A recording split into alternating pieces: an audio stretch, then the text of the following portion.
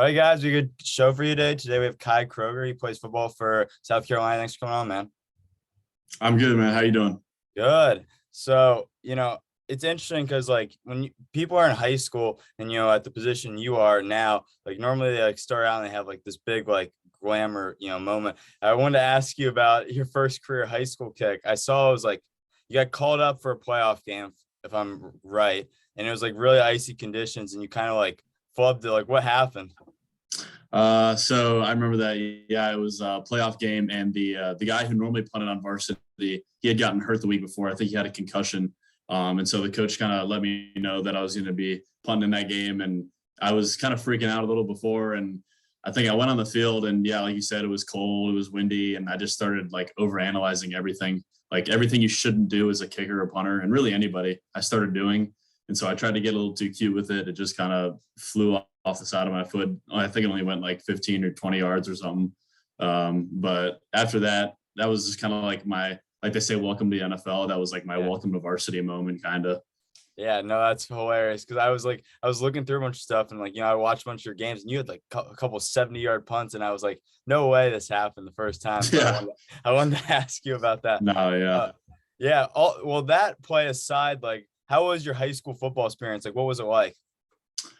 For me, it was pretty interesting for me because my freshman and sophomore year, I wanted to play quarterback. And so I was doing quarterback training outside of football, and I was kind of kicking, I wasn't kicking. That wasn't my full focus at the time, because I thought, I wanted to be a contributor on the team and score touchdowns like everyone else does. And so I kind of played quarterback freshman year and then part of sophomore year. And then after sophomore year, I kind of realized that if I was going to make it in college, it wouldn't be a quarterback. It was probably going to be kicking. And, fortunately enough for me, I had a good friend who had gone to these kicking showcase camps, but specifically the Coles kicking ones. I don't know if you've heard of them, but they're pretty the biggest kicking company out there for high school and college guys. And so he had recommended that I go to this showcase. I think it was my winter of my junior year. And so I went there and then I was hooked and I loved it. And that's where they do the rankings. And I think the overall high school, learning, being in the offensive system, because I was fortunate enough my senior year to play receiver, and just kind of being in that position where you're relied on a lot. And, not for my kicking, actually, it was more for receiver. They needed me to step up, and just kind of having that demand on me kind of built a mental toughness and me being able to take criticism and constructive criticism and kind of use it to the best of my ability. Yeah. So you talked about, playing quarterback and then receiver, so when did you know, you could be a college level punter? Was there a moment you had? Not really. I mean, well, there wasn't a specific moment. It was probably when going into my senior year, I think it was, I went to one of these Cole showcases. It was called the Underclassmen Challenge. And it's kind of the top juniors and below get invited. And so it was, all the top guys in the country were there. And I ended up winning the charts through the 2-day camp. And I think at that moment, along with some of the other showcases where I realized where I was performing well enough, I kind of had that image in my mind that I could go play college football and be a college punter. Yeah. One of my friends, he kicks at Kent State. I never asked him. He used to go to all these Coles kicking camps. So what's the experience like? Because he was always traveling. I felt for those, there's a lot of travel involved. Yeah. So I think there's 5 showcases nationwide. It's Los Angeles, Chicago, Texas, just kind of in the major cities. And so fortunately enough, I live about 20 minutes away from the one that was here. But, each of these showcases represent 13 different states. So people, go all across the country to go to these camps. And the camps are it's pretty, serious, and they give you a warm-up time and then immediately you're charting, and then they have a competition at the end. And it's really just you up against everyone else. And it's where do you stand in the country? Yeah, that's what I always find is so interesting, because my sport's individualized, and football, it's I know it's it's a team sport, but your position, where you guys play, it's so individual, because it's exactly it's crazy to me how I don't know, it's just something that's always flabbergasted me, I guess, a little bit. So I got to ask about your Tennessee game this year. You had that touchdown pass. Was that Oh like yeah. a last second like thing to fake, or was that like always the plan to do that? So I mean, we have certain, I guess, fakes that we talk about each week or during the season, just kind of depending on what the opponent does. And so, we had kind of saw something in film that they did with their corners on punts, and it was a part of the game where we needed to do something, like we needed to enter, like we needed Mhm. to score or produce something. The game wasn't going our way at that time, and so Coach Beamer and Coach Lembo made a great call on that, and we ran Yeah, out. And honestly, I'm almost more nervous when it's a fake called than when I'm yeah, actually punting, because there's a lot more riding yeah, on it in a way. And so fortunately enough, our guy was wide open and I hit him. I didn't want to overthrow him, so I yeah. underthrew him a little bit, but it got to him. But yeah, it was cool. Yeah, you led the nation QBR last year. You thinking about making a move back anytime soon? I might. I talked to Coach Satterfield, a little, our offensive coordinator. I tell him, if you ever need somebody on there, but yeah, maybe we'll see. Yeah, no, that's funny. So when I was doing much like research come in, I wanted to ask you, I saw a bunch about like Sam Volpe. Like, what was your relationship with him like? So me and Sam, we're still good friends today. I mean, he had long snap for me since freshman year of high school. And that was kind of like his thing that he loved to do. And so, fortunately enough for me, I had a long snapper that was dedicated and actually wanted the long snap, which made my life a lot easier. So we spent a ton of time outside of practice, whether, I don't know if you've seen the like Twitter videos about us in his driveway or in his Yeah, backyard. He no, had a I big saw that. backyard. Yeah, Yeah, so he would just be snapping to me and I'd kick, or he'd snap and I would hold.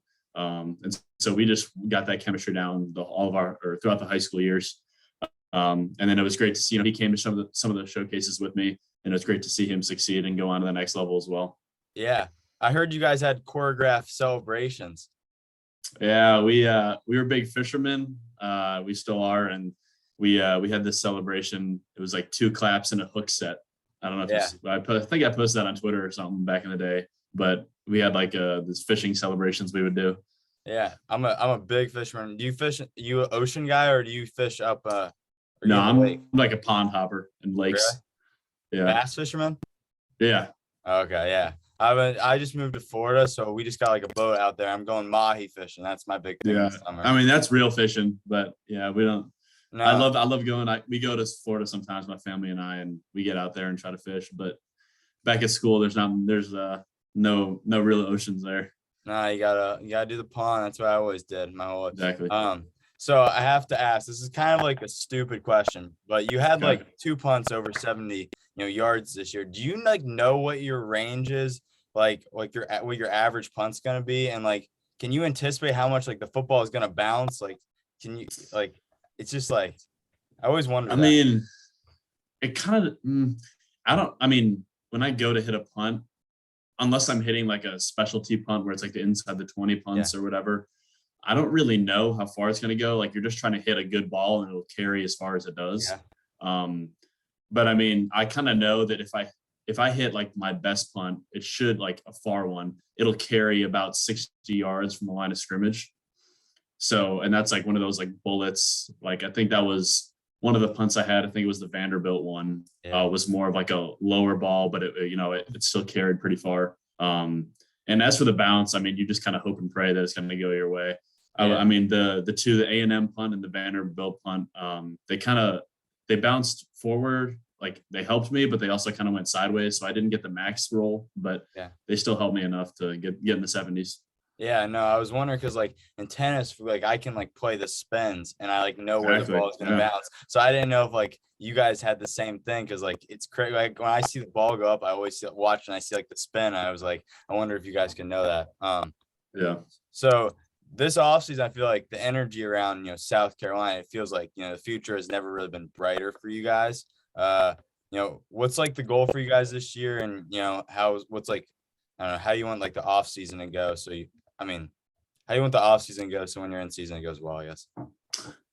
For us, I mean, obviously the expectation is national championship, but anything, just improving every year at the very least is our goal. Like I said, we're going to aim for the best, but if we don't get there, we're definitely going to be better than what we were. And for off season, it's really, our emphasis has just been like specifically the weight room, kind of getting stronger and limiting injuries, but also just kind of like getting the group closer together and making sure everyone has the right mindset and that we're in this new era, of Beamer ball, Yeah. and that everyone's buying in and bringing the energy that we need. Yeah, no, that's awesome. So I wanted to ask one question about going back to like high school. So you were like one of the top punters coming out of high school. What was like your recruiting process like? So for me, it didn't really pick up until midway through junior year is when schools like would send me like a graphic or something like with my name on a jersey. And then they'd be like, come to a junior day. And so going to these Cole showcases that got my rank out there and got me ranked, got me kind of out in the college recruiting world. But then I also did a lot of like DMing coaches and like sending out emails. You kind of have to as a specialist because they're not really going to find you Yeah. unless you're one of the big name guys. You get recommended or you send out these emails. So we were contacting back and forth. I went to a few junior days, but really senior year is when coaches, were really insistent about like game visits and coming to see stuff, coming to college camps. And I was in a position where, I was looking obviously to get a scholarship. And so, I'd ask right away, are you guys looking to scholarship a punter? And if it was no, then, at school, not that the school was out of the picture, but Yeah. just like, I was looking for that scholarship. Yeah. And so it was just kind of like, all right, well, let's see like what the other options are. And then fortunately enough, I went to the South Carolina camp and received the offer. And then it's been history ever since. Yeah. I've been watching the draft this weekend, like everyone else. And then I saw like actually on your Twitter, Parker White, he just signed with the mini camp invite. What was your relationship with him like? Parker and I were very close. I can remember before I even got to Carolina 2 years ago, I was texting with him and he was telling me, what kind of holds he likes, how he wants me to hold it. And so then I would go and practice that and send him videos. And ever since I got there, he's been a great mentor for me. He's been the older guy there, he's been there for 5 years. And so I was kind of looking up to him to not only like how to be a better punter and holder, just because like he knew like about game situations and stuff, but just kind of like be a better leader for the team and the guys. And I think I've been able to do a good job of kind of learning after him and including my own kind of rules and philosophies into the group and team. Yeah, no, that's awesome. So one of the fun things I find funny is it's like a fine line because like you don't want to punt, but like obviously you like want to play in the game. Like, what's your take on it? Like, I mean, if I don't punt once in a game, I'm usually pretty happy, even though that's like my job. But normally that means I'm going to be holding a lot, and I like holding. It's fun, so I really don't mind not punting at all. If anything, it's less for me to do. But obviously, if I go out there, I'm going to have fun too and try to do my job. Yeah, no, it's funny how like honestly like punting is something you don't want to do, but that's like what you got. Exactly. So the COVID-19, like the pandemic, it like limited your chances on the field. Like, how did you find ways to, like work around it and like, stay ready for college? So for me, I remember my senior year, it was February maybe or March, was when they shut down all the schools and all that. So for me, it was just going out to the open fields next to my house and just keep practicing and punting and then doing whatever workouts I can do. And then, I got to school end of May. And the rules then were fresh, so they were pretty strict. And it was just me. And at the time, I was rooming with the kicker, Mitch Jeter. And so we were doing whatever we could to stay safe and just follow the rules as best we could. Yeah. Yeah. So when I was looking at your recruiting class, I noticed like everyone like was from Australia. There was not a lot of people from America. Like, why is it that Australia like bleeds punters? It feels like. So it's because I think so. One of my coaches for Coles, he played rugby and he's from Australia. Yeah. And he was telling me they all play, I think they call it footy. It's like Australian football. And it's kind of like how in America we grow up like throwing the ball around and whatever. Like they grow up kicking it. And Australian football is pretty much all kicking and very little like throwing or whatever. And so everyone there is, can kick really well and they kick from a young age. So then they're strong and they know how to do it. And a lot of times these guys, they're in their 20s even, and they're getting, they come into America and they're a freshman and they're like 22 years old.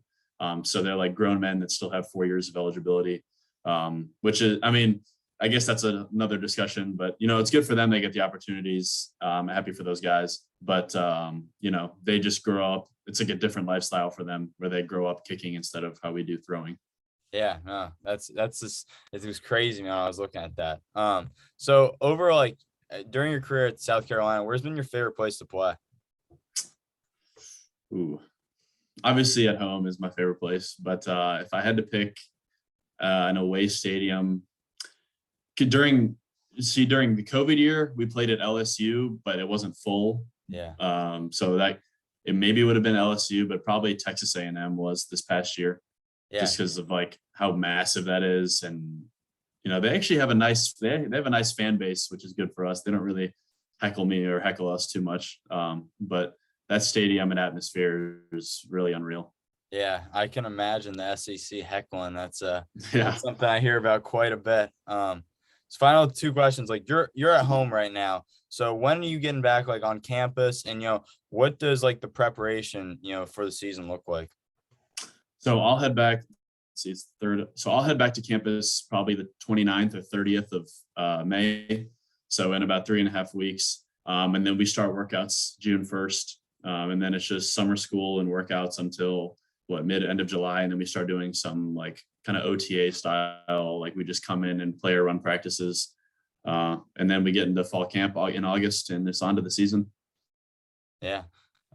So the last question, we always finish off with. So when your football career is over down the line, how do you want people to remember yourself? Ooh, tough one. That's a tough question. Yeah. Probably, if I had to break it down, I'd probably want to be remembered as an outgoing,